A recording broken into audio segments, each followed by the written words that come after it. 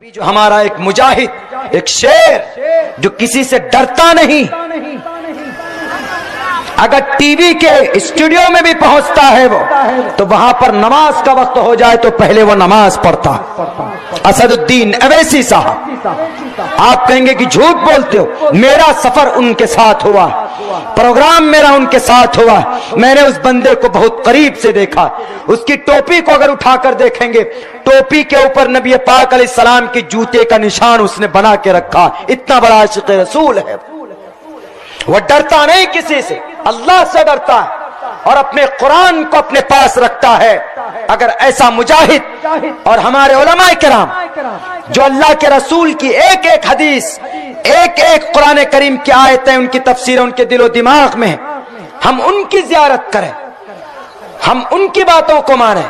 علماء کرام کی زیارت کرنا باعث ثواب، ان سے دعا لینا ثواب ہے۔ اور اگر ہماری شریعت کی بچاؤ کے لیے اگر کوئی میدان میں آتا ہے تو ان کی بھی ہمت افزائی کرنا، ان کا بھی ساتھ دینا، یہ ہمارا اخلاقی اور ہماری ایمانی فریضہ ہے۔ مسلمانوں، آپ کو کھڑا ہونا ہوگا اور آپ اس غلط سوچ کو بھی بدلو۔ مایاوتی کھڑی ہوئی، چمار کو دلت کو عرش پر پہنچا دیا، لالو یادو، اکھلیش یادو، ملائم سنگھ یادو کھڑا ہوا تو یادو کو آسمان پر پہنچا دیا۔ آپ مسلمانوں نے کا کوئی لیڈر نہیں ہے تو آپ کی کوئی حفاظت نہیں ہو رہی ہے، آپ کی شریعت بدلی جا رہی ہے۔ آپ کا کوئی لیڈر کیوں نہیں ہے؟ 70 سال سے ہم غلامی کرتے ہیں، ہمارا ووٹ ہم سے چھین کر لیا جاتا ہے، 5 سال کے لیے غائب ہو جاتے ہیں، ہمارا ووٹ ہم سے لے کر اقتدار میں آ جاتے ہیں اور ہماری ہی قرآن کو، ہماری شریعت کو بدلنے کی بات کرتے ہیں۔ کیوں؟ گناہ ہم نے کیا، ہمارا حق ہے ہندوستان کے سنویدھان میں، ہندوستان کی کرسی پر بیٹھنے کا ہمارا حق ہے، پرائم منسٹر سی ایم بننا بھی ہمارا حق ہے۔ مسلمانوں، آپ کا بھی ایم ایل اے اور ایم پی ہو سکتا ہے، آپ اگر چنو گے تو ہو سکتا ہے۔ میں جانتا ہوں کہ آپ کے علاقے میں آپ کی اکثریت نہیں، لیکن کام اتنے اچھے کرو کہ غیر لوگ جب آپ کا ووٹ ان کو مل سکتا ہے تو آپ بھی اپنا لیڈر اور قائد ایسا بناؤ کہ ان کا ووٹ آپ کو مل سکے۔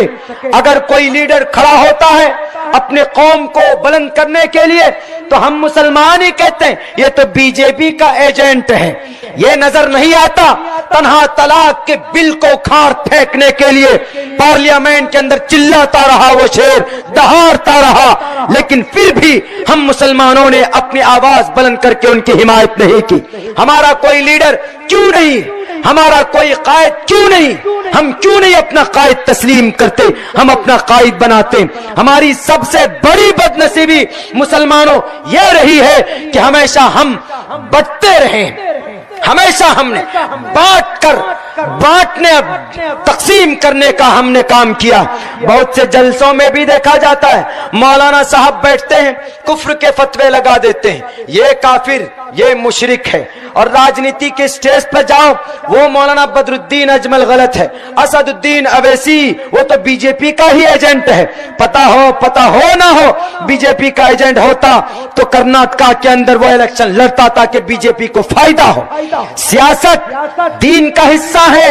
اگر کوئی ہمارا عالم دین ہم سے کہہ دے کہ مولانا عبداللہ سیاست دین کا حصہ نہیں ہے، اس لیے میں اسٹیج پر بولتا ہوں۔ کل بھی میں نے 3 پروگرام کے اندر اپنا لوگوں کے سامنے یہ پریزنٹ کیا تھا کہ سیاست اسلام کا حصہ ہے، سیاست کا مطلب خدمت خلق ہے۔ اس دھرتی کے سب سے پہلے پرائم منسٹر حضرت عمر فاروق تھے۔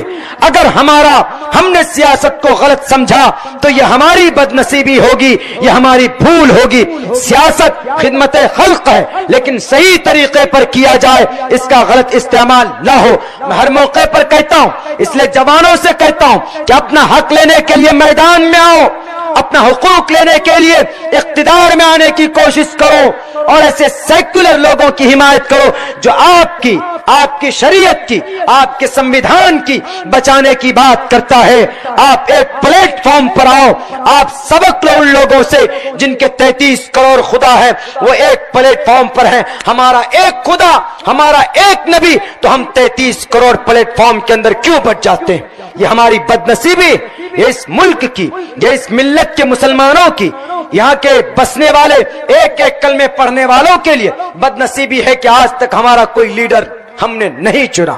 اگر کوئی بنتا ہے کہتے ہیں کہ یہ تو بی جے پی کا ایجنٹ ہے. مسلمان ہے ہی کتنے ہندوستان میں کہ بھئی یہ مسلمانوں کی بات کرتے ہیں. مثال دیتا ہوں میں, کرناٹکا کے اندر کانگریس 72 سیٹ ہے, جے ڈی ایس 38 سیٹ ہے. سی ایم کون ہے؟ جے ڈی ایس کا. ہونا کس کو چاہیے؟ کانگریس کا, کیونکہ اس کی 72 سیٹ تھی. لیکن نہیں, کم سیٹ ہے. انہوں نے دھمکی دی, مجھے سی ایم بناؤ گے تو تیرے ساتھ رہوں گا, نہیں تو ادھر چلا جاؤں گا, ان کے ساتھ چلا جاؤں گا, پھیکو لوگوں کے ساتھ چلا جاؤں گا. کانگریس نے سوچا کہ ارے صحیح کہہ رہا, دے دو کرسی. ہم بھی مسلمان یہی چاہتے ہیں. ہمارا اگر پورے بنگال یا پورے بہار میں اگر 40 سیٹ ودھان سبھا کی آتی ہے تو 40 سیٹ تو ہوگی. ہم مجبور کریں گے بہار کے گورنمنٹ کو کہ اگر تم نے ہماری بات نہیں مانی, اگر تم نے ہمارے علاقے کو ترقی کے لیے پیکج نہیں دیے تو ہم 40 سیٹ لے کر ادھر چلے جائیں گے.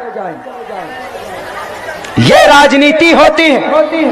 راجنیتی غلط نہیں ہے, صحیح طریقے پر اگر کیا جائے, فائدہ پہنچانے کی غرض سے اگر کیا جائے تو. لیکن ہم اپنا حق لینا جانتے نہیں. ہم کیا کہتے ہیں, ہمارا ہے ہی کتنا پرسنٹیج مولانا. آپ اگر 15% کسی علاقے کے اندر ہے تو کافی ہے. یونٹی بنا لو, بکو مت پیسوں کی بلبوتے پر, آدھار پر. تب دیکھیے کہ ہندوستان کا ظالم لوگوں سے ہمارا ہندوستان کیسے بچتا ہے. جھوٹ بول بول کر, دھرم کے نام پر لوگوں کو بہکا بہکا کر آپ کا حق مار لیا جاتا.